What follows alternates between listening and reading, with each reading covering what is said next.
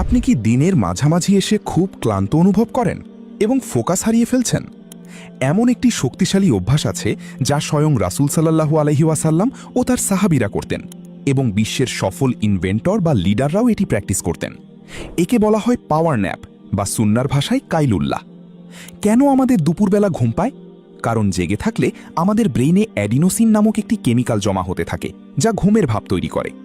এই অ্যাডিনোসিন শুধুমাত্র ঘুমের মাধ্যমেই ব্রেইন থেকে পরিষ্কার করা সম্ভব। একটি proper power nap session design করতে এই 4টি স্টেপ ফলো করুন। দুপুর 2টা থেকে 3টার মধ্যে ন্যাপ নেওয়া সবচেয়ে ভালো। বিকেল 4টার পরে ন্যাপ নিলে তা আপনার রাতের স্বাভাবিক ঘুমের রুটিনকে নষ্ট করতে পারে। পাওয়ার ন্যাপের আদর্শ সময় হলো 15 থেকে 20 মিনিট।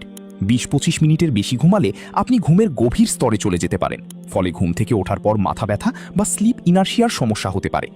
তবে হাতে পর্যাপ্ত সময় থাকলে আপনি পুরো 90 মিনিটের একটি স্লিপ সাইকেলও পূর্ণ করতে পারেন।